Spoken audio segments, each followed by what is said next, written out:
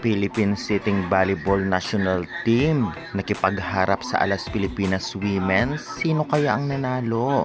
Alyssa Valdez, sinusuportahan ang campaign about nga sa parating na FABB 2025. Kobe Shinwa University at Korashiki Ablaze handa nang makipagharap sa apat na teams dito sa Pilipinas.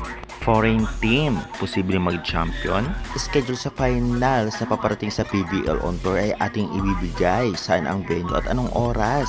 Kaya before that, please naman, don't forget to like, comment, and subscribe, and hit the notification bell para lagi po kayong updated sa mga bonggang video about sa volleyball dito sa Pilipinas. Maraming salamat sa suporta.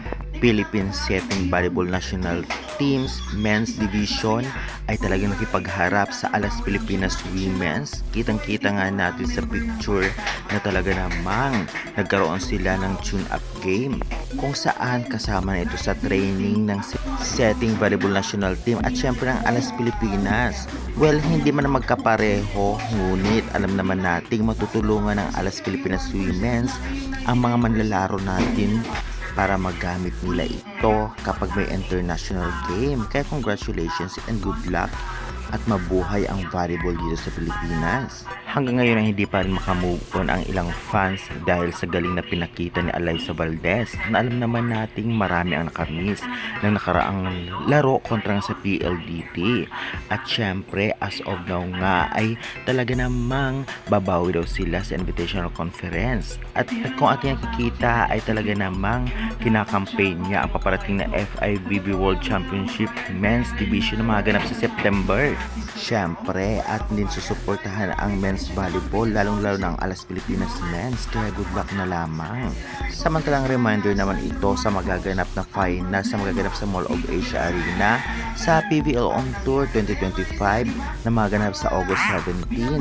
Ating makikita sa 4pm Creamline vs Signal at 6:30pm naman ay ang Battle for Gold ng PLDT vs Cheritigo. Samantalang handang-handa na rin ang dalawang foreign team na makipagsabak sa apat na ating club team dito sa Pilipinas o sa PBL. Ito ang Korashiki Ablaze at Kobe Shinwa University. Posible kaya silang mag-champion?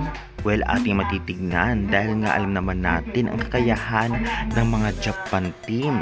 Malay natin ay lalong umimprove sila at magpahirap sa ating mga club teams. Kaya good luck na lamang sa lahat. Syempre, suporta na lang po natin ang PLDT Signal, Cheritigo at Creamline. Kaya good luck na lamang. At syempre, alam naman natin yung Invitational Conference ito.